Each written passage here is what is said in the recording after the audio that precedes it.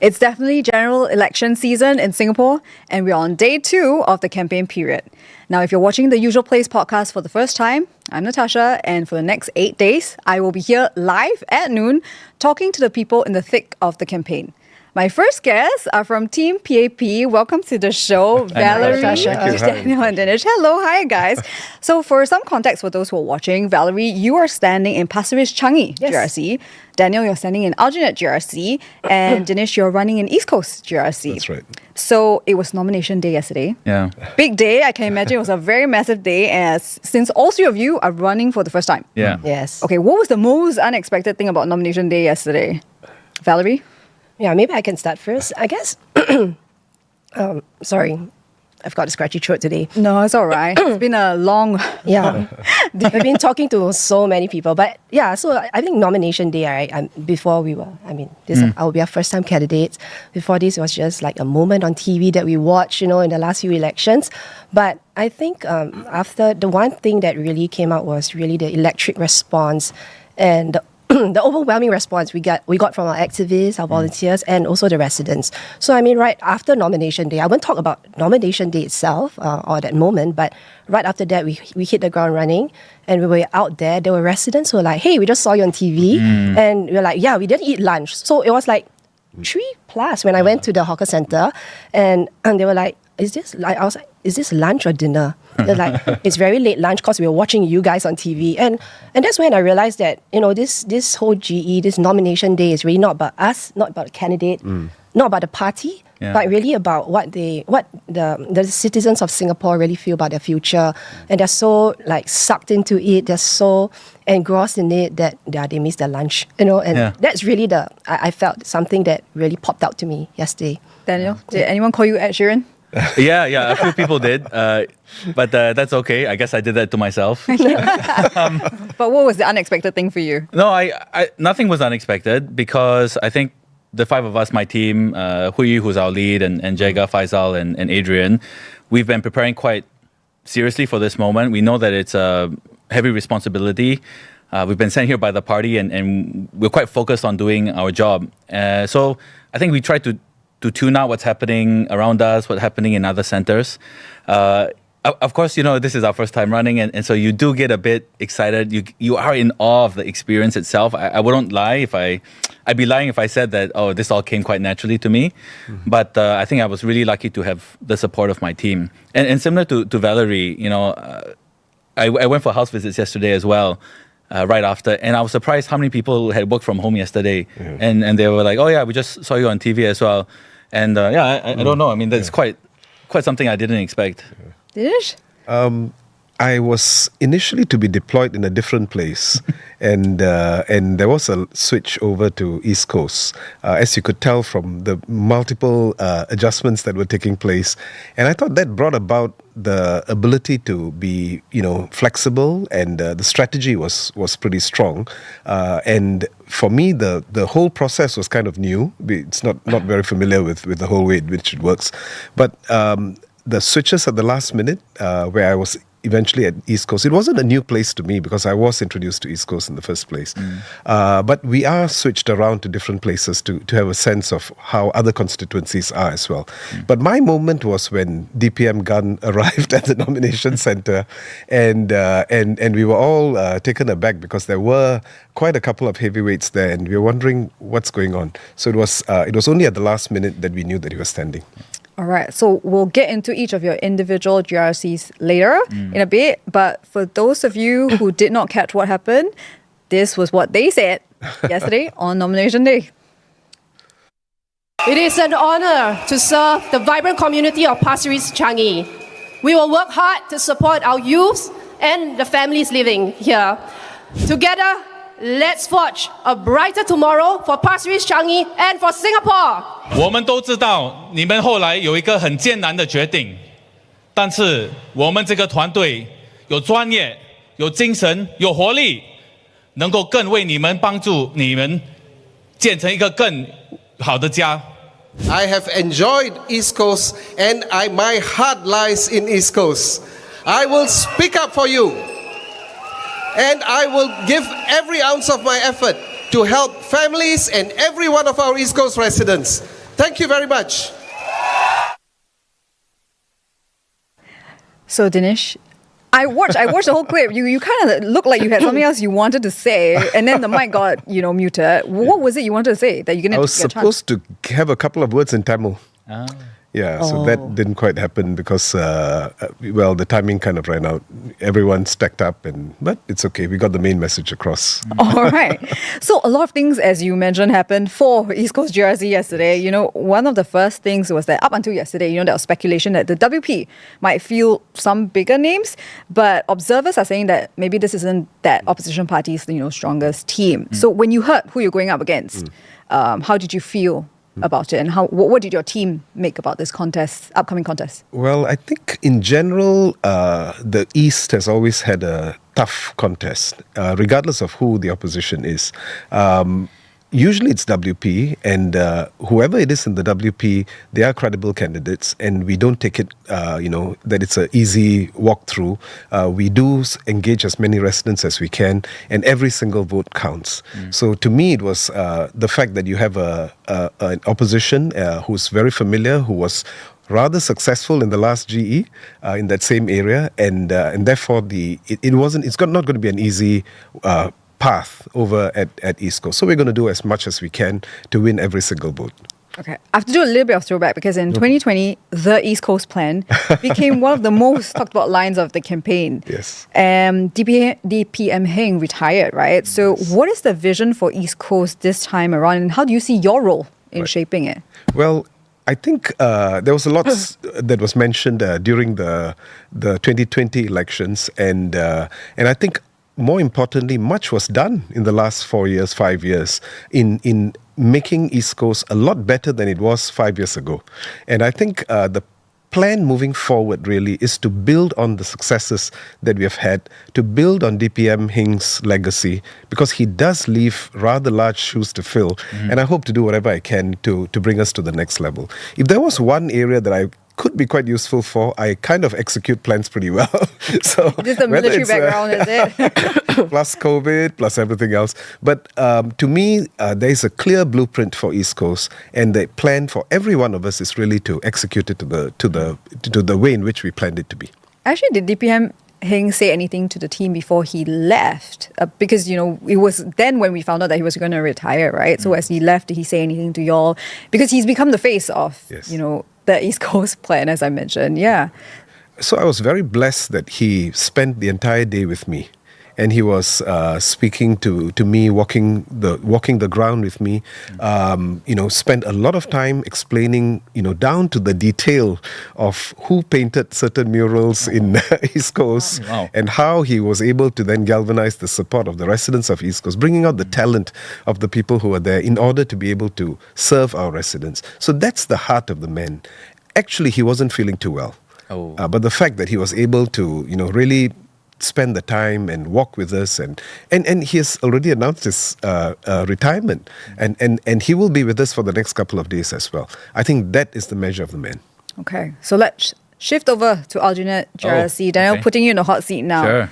So in the nomination day speeches, because that's what we're talking about today, your teammate, Ms. Chan, who you said that this team has the 3 E's, right? Yeah. Do I need to test you? Let me tell you what it is. It's expertise, experience, and energy to lead the constituency. So what does this mean, especially when the PAP team is going up against an incumbent Workers' Party that has been there since 2011. So I think some would say, they also have the experience.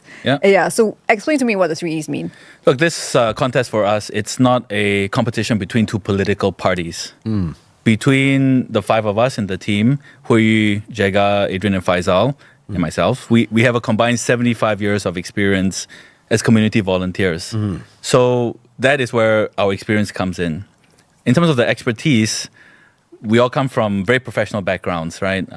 Myself and Adrian and Hui were from the built environment. And we're able to see how things can be improved. And I'm not just talking about the town council, but in other areas from other agencies. I think there's a lot of things that can be done to improve the enhancement, to improve the accessibility for our seniors there.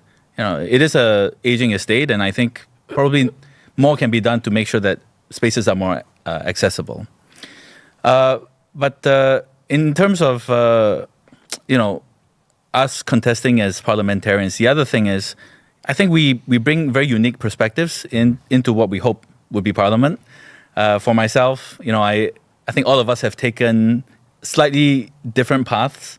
All of us have experiences that kind of shape our belief on what Singapore should look like. It's quite diverse.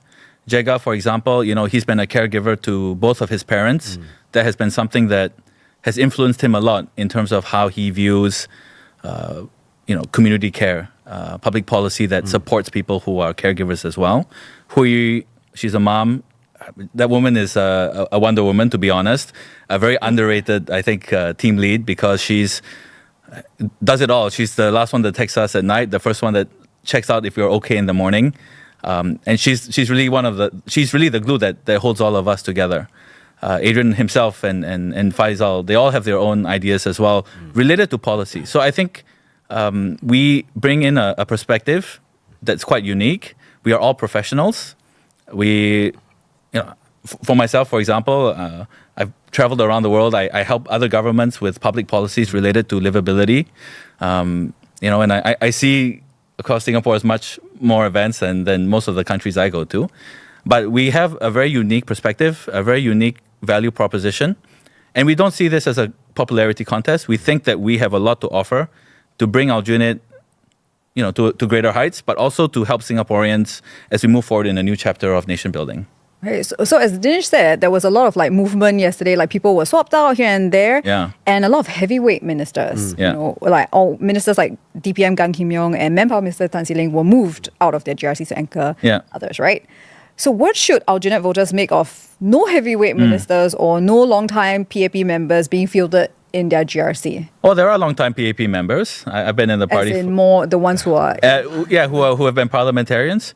Yeah, look, I don't think that is something to be concerned about because, like I said before, we do have the lived experience of working in public policy, the lived experience on how we can be township managers. The fact that there is no heavyweight minister on the ground actually means that in the last... the PAP has never left, by the way, Aljunied. And the fact that, we haven't had someone come in, I mean, it makes sense as well, right? Because you can't have a minister come in very, very early on in the election cycle, learn the ground. They just don't have the time. But the fact that we have been able to sustain the ground, it's because we have had long-term volunteers who have experience on the ground. And that has helped us been able to make better connections. So we have the data, we have the information, we know what the challenges are.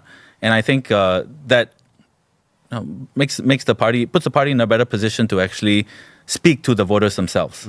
Actually, you're coming in from Nee Soon GRC, Correct. and you've been there for 10 years. Yeah. How long were you in Aljunied GRC before you were fielded, or what would you tell voters who may not be familiar with you yet?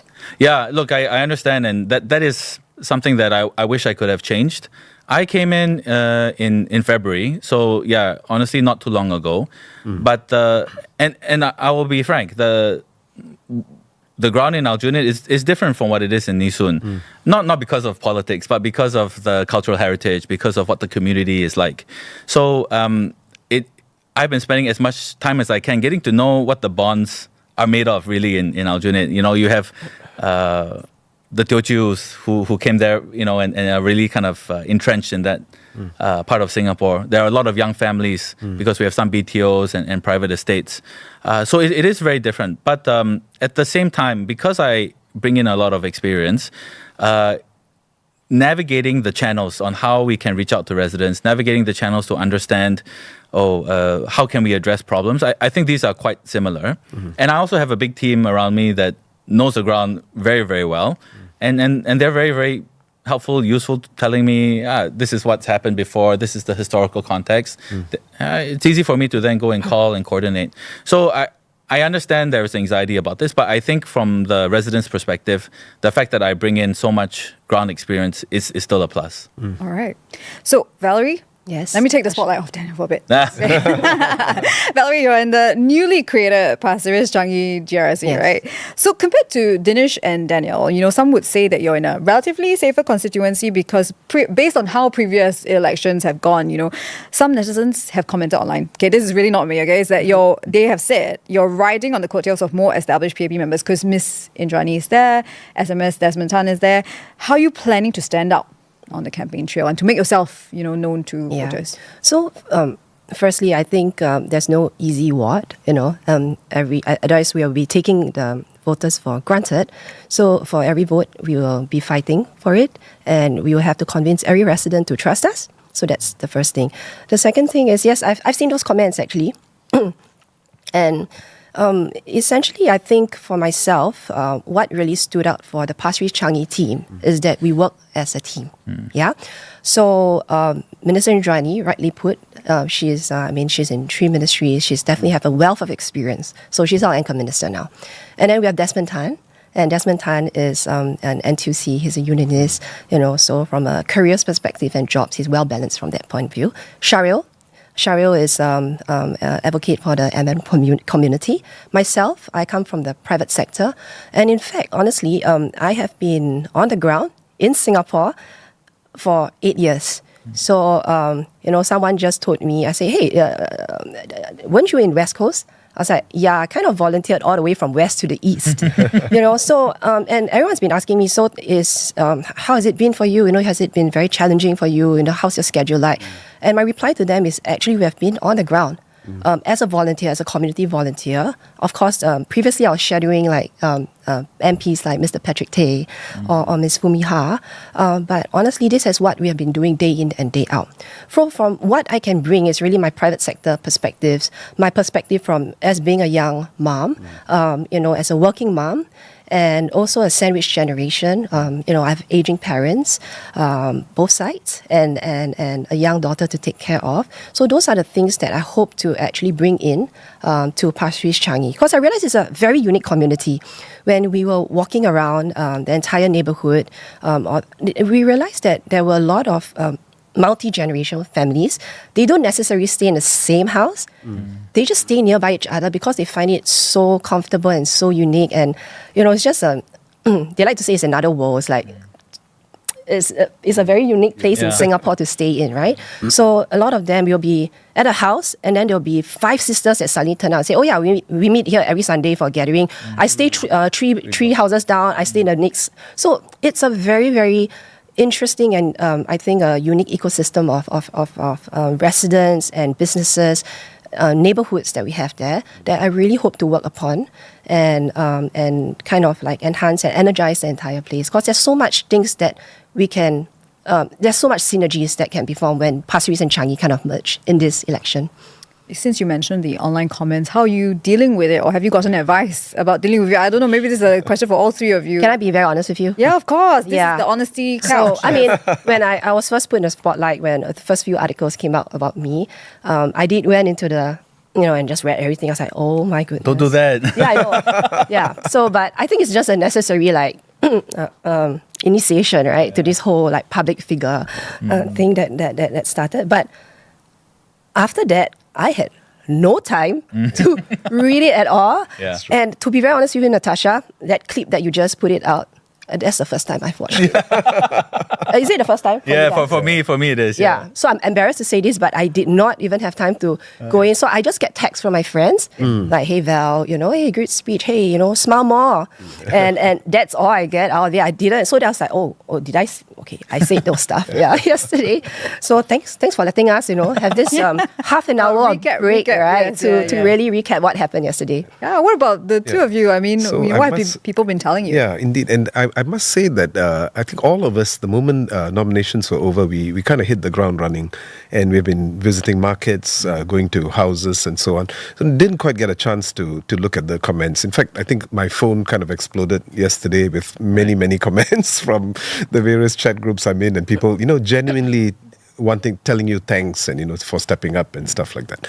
I think for me personally, when I was first introduced, it was kind of a media leak. I've not even submitted my resignation at that point in time, and they were anticipating my resignation. I was wondering, I mean, I was wondering why people were so excited to see me leave. But that notwithstanding, we had two very extreme comments, some that were very positive and some that were quite negative. Right. So again, it was a whole day of multiple messages and, trying to figure out what's going on.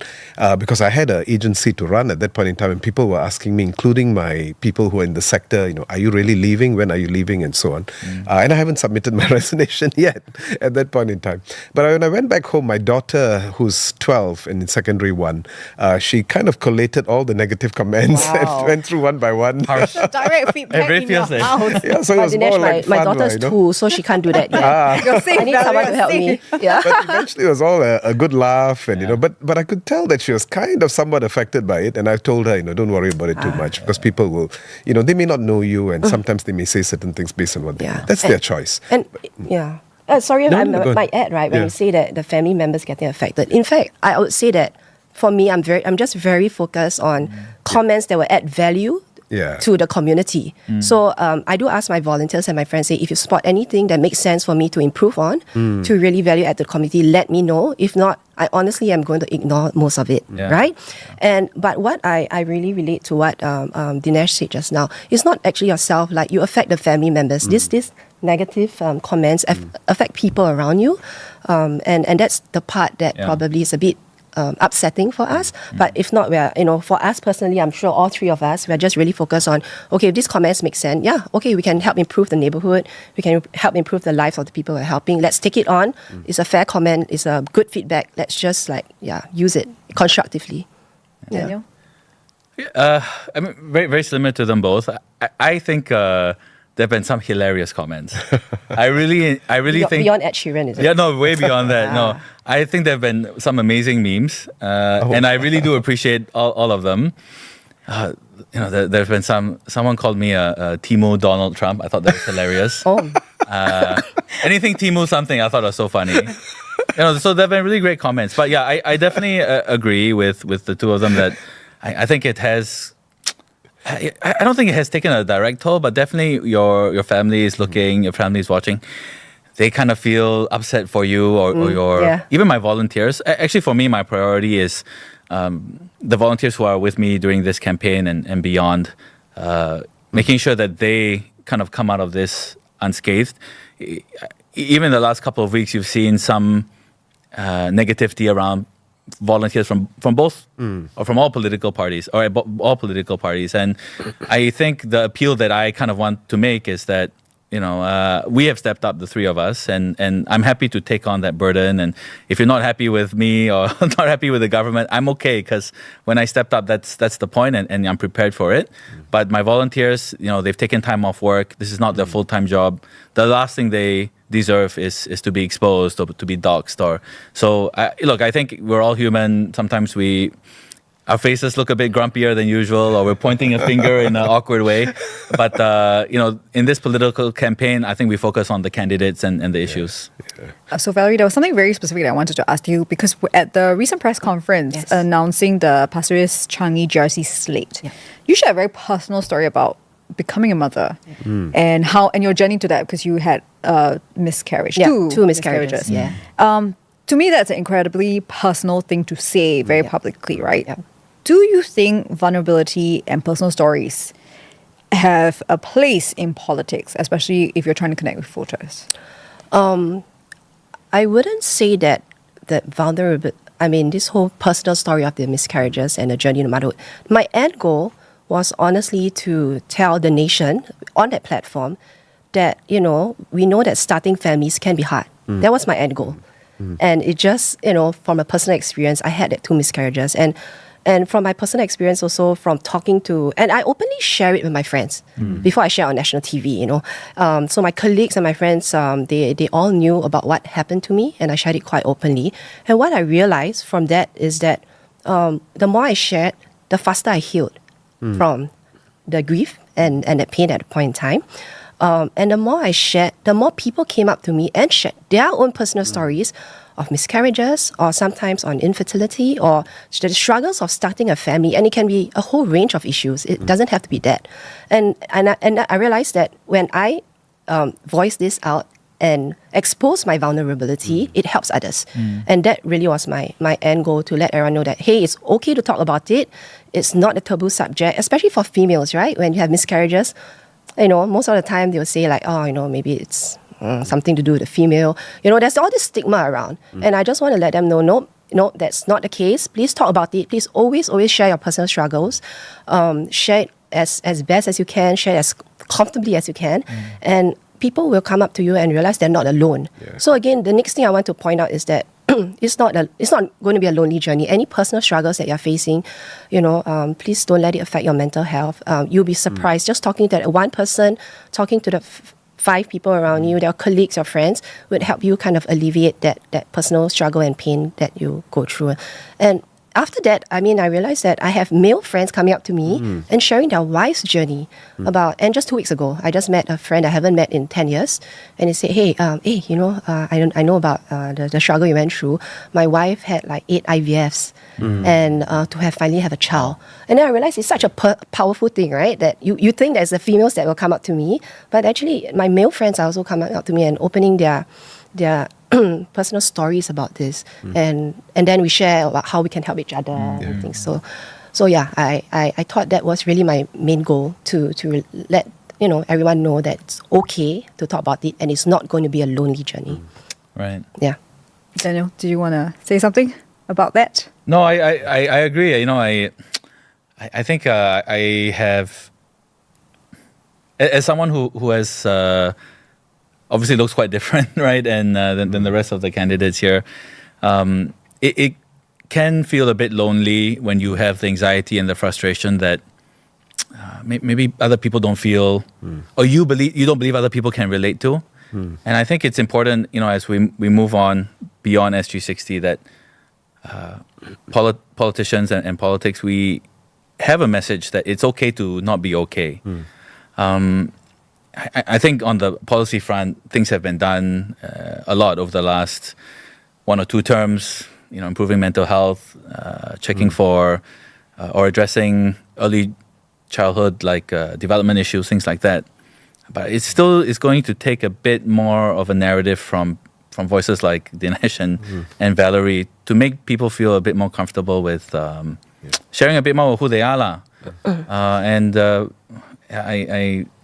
I just want to say, very brave. Thank you. And sorry, last point. Don't feel defeated. Yeah. So that's my point, right? Like I had 2 miscarriages, and now I have a 2-year-old. I feature her a lot on my social media. Backview, but she's like, don't give up on this whole like family planning thing. I gave birth at like 37, so one of those later. Wow. Yeah. So national duty, national agenda. 加油. Yeah. Dinesh, I want to let you have a word about vulnerability in politics. I just felt that, firstly, I was dealing with, as a policy implementer, quite a bit on mental health in my last role. So we did do community mental health and so on. But to me, it's lived experiences and the stories that we see, the incredible grit, the ability to bounce back. And, it's not easy, for sure. Sometimes you're not dealt with the best cards. Sometimes you go through a bit of personal struggle. But to me, it's about the ability to then get past all of that and excel, not individually alone. And I think that's the power of the stories that was just shared. It's as a collective whole. And I think that brings us to a very different level. Right. Can I pose a question to Dinesh? So Dinesh, when a woman gives birth, from a mental health perspective, because you shared that you were in charge of that, right? There's all these checks on postnatal depression. Is there one for a lady who undergoes miscarriages? So I must say, from what I have seen, because to be honest, the mental health that we deal with are for the children and adults and seniors. But I do not think there's sufficient efforts, in dealing with the mental stress that happens after a miscarriage. I think that's something that is a gap, and I think there are some areas. There could be in selective areas something that might be there, or if you kind of like highlight, and I'm sure there's some support that's available, but it may not be very readily seen. So I think that's one area that should be focused. First thing that we could do. Okay, I look forward to it. Yeah. Sorry, we used the timing on the show. It's all right. So I know you guys have to get back to the campaign trail. Yeah. But before I do that, I have a fun thing that I want to do. I have a bunch of get to know you questions here. All right. Valerie, since you're the Okay. closest, can you pick Sure. one and then hand And it pass to it down? me? No, just Oh, pick no, one and okay. then then pass me the question. Are we asking you? No, all three of you have to answer the same Yeah. question. I'm out of this. I'm the This was host. not All right, no, all right. Natasha, as we say. I'm sure the audience wants to know more about you, man. Yeah, yeah. Well, I think they want to know more about you guys because you're out and about. Okay, I like this question. Okay. If you could implement one fun law in Singapore for just one day, what would it be? One fun law. Is that to To all three of you, oh. same question. I feel like I'm sorry I picked such a tough question. okay, no repicks allowed, but I feel like Daniel has a fun law in mind. Oh, no, your face is like, ooh. Yes, but anyone can go first. Whoever has the first answer. Yeah, this might, make Dinesh a bit concerned if I say this. But Is it going to be at East Coast? No. no. He'll keep it to Aljunied. I think once a year, we should remove all the drink labelings. Just one day a year, right? Oh gosh. Yeah. I don't sorry. know where this is heading to. All right, Valerie, what's yours? No meetings for one day. Law, yes, Wow. No meetings. No meetings for one day at work. Yeah. I think that can be implemented. Yeah. PM Wong, if you're listening, no meetings for one Yeah. day. Is anyone listening? Yeah. Okay, Dinesh, I hope my what's boss your, is not listening to me. I'm sorry, boss. Yeah. Dinesh, what's your fun law? I think they have, or rather, I've shared quite recently that I'm a heavy metal fan. So I do believe that we should have a lot more concerts in the streets and lesser restrictions and let people do what they need to do. I think I'll get some comments from the Home Affairs side after this, but it might be useful to once in a while let your hair down. And I'll get comments from MOM. Sorry. Yeah, but yes. you want to enjoy and you want to sometimes lift some of the restrictions that are available and let people truly enjoy themselves. And I think Singaporeans will know where the balance is struck, so it's not too much of a problem. I think that was a shocking fun fact I learned about you, that you were heavy. I was Yeah. like, wait, what? The image It doesn't doesn't look match like with it, the... is it? No, Yeah. I mean... Yeah, that's true. That's yeah, true. it doesn't. So to give you an idea, I was just listening to Marilyn Manson, who has a new song by Phil Collins previously. So if you had heard the Phil Collins version and you hear the Marilyn Manson version of it, it's like, whoa. Yeah, you got to go and check it out. I was surprised that he still has CDs. That's, He's outing his age. But it's all right. Everything old school is good, okay? So thank you, all three of you, for Thank being you. here. Thank you, I will Natasha. let you get back to the campaign trail for now. This was your rest break. thank you. Yeah, Thank you thank very you. much. Thank you. Had fun. Yeah. So tomorrow's a new day, and with how elections go, things move very fast. And more candidates will be dropping by the usual place. Now, I won't give away which party will be on tomorrow, but here's a clue. Look out for a splash of blue. Now, I'll see you tomorrow at the usual place at noon, live right here on the Straits Times podcast channel. See you!